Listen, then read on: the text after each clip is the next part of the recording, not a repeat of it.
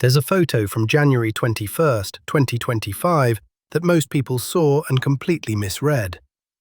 Four men standing outside the White House: Donald Trump, Larry Ellison, Masayoshi Son, and Sam Altman, in his usual t-shirt, quiet delivery, looking more like a grad student than the CEO of the most valuable private technology company in history.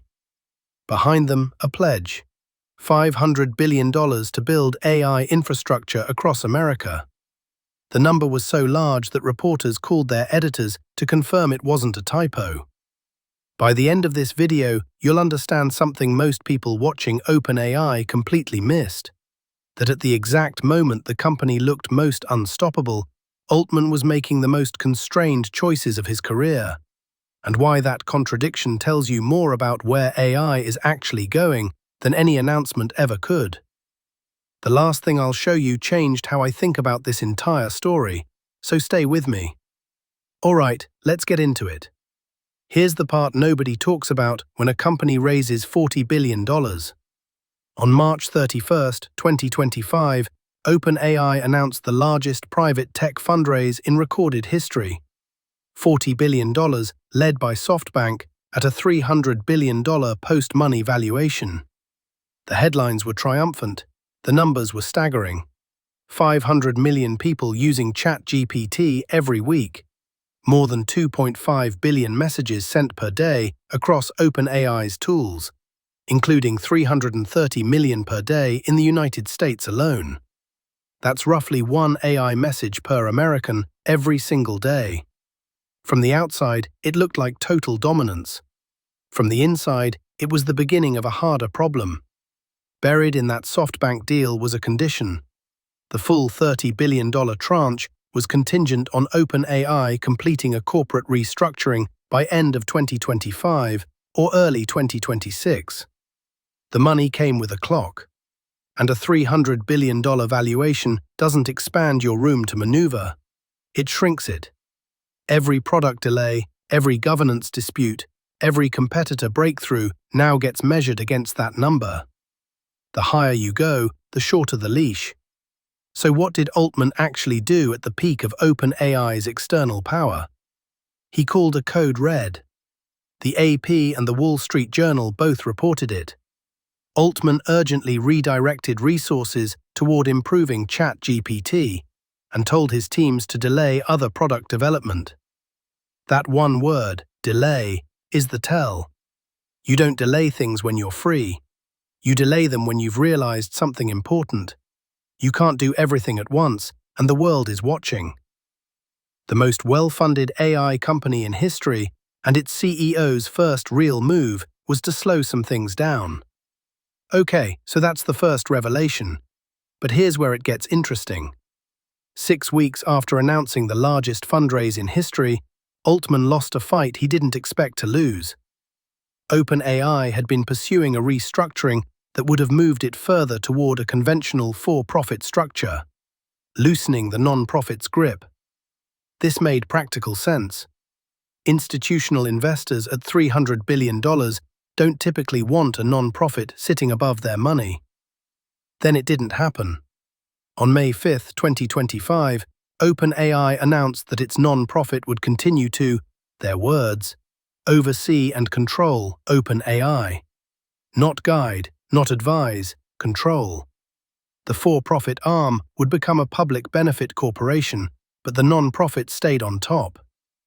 OpenAI said explicitly that this decision came after hearing from civic leaders and following dialogue with the offices of the Attorney General of Delaware and the Attorney General of California.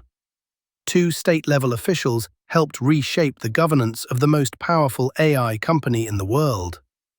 That is not a small thing.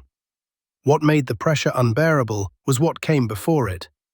On February 10th, a group led by Elon Musk made an unsolicited $97.4 billion bid for the non-profit that controls OpenAI. Framed publicly as a rescue mission, Musk arguing the company had drifted from its founding mission. Altman's public response was immediate. No thank you, but we will buy Twitter for $9.74 billion if you want. Sharp, fast, pointed. because Musk had paid $44 billion for Twitter. Calling it a $9.74 billion asset was a very specific kind of jab. The OpenAI board formally rejected the bid 4 days later. But step back and look at the full picture. In the span of a few weeks, Altman was fending off a hostile takeover attempt by one of the world's richest men, watching state attorneys general examine his restructuring, absorbing public criticism from former employees who'd lobbied those same regulators, and simultaneously managing a $30 billion funding condition with a deadline attached. He was playing chess on 5 boards at once. The governance reversal wasn't a catastrophe, but it was a public retreat at the moment of maximum momentum. And that sequence, record fundraise, followed immediately by a structural goal abandoned, tells you something true about how much real room Altman had to move. If this is clicking for you, hit subscribe. I drop videos like this every week. And honestly, the part coming up next is the one that reframes everything else. Alright, remember how I said the last thing would change how you see this story? Here it is. When Altman was forced to choose, not what he said he'd do, but what he actually spent money on, what he delayed, what he quietly built, the choices reveal the real strategy. And it's more surprising than anything in the press releases. First, he made ChatGPT the fortress.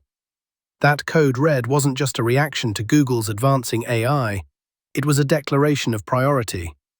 When you have 500 million weekly users sending 2.5 billion messages a day, that's no longer a product, that's a behavior.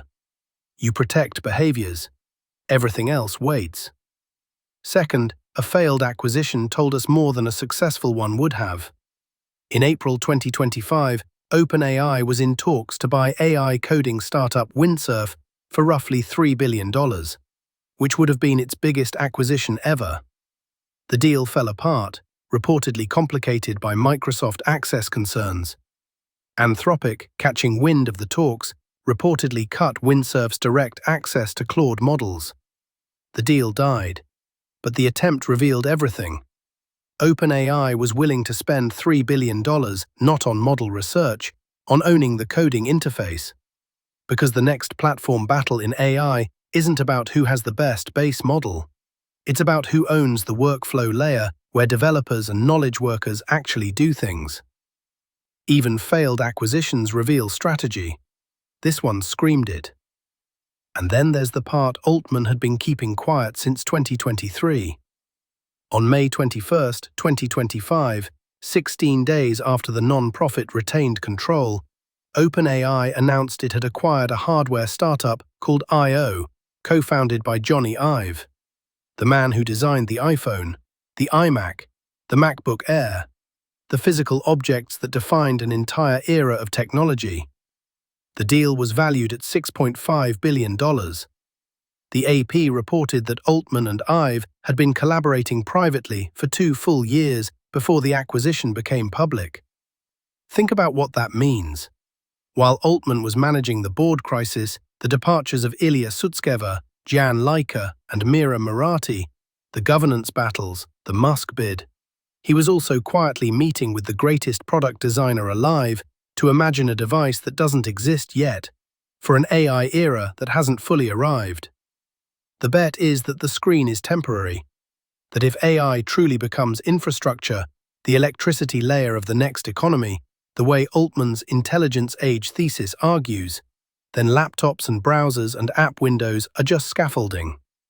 The real interface hasn't been invented yet, and Altman decided he wanted the person who designed the most beloved physical objects of the last 25 years to help build whatever comes next.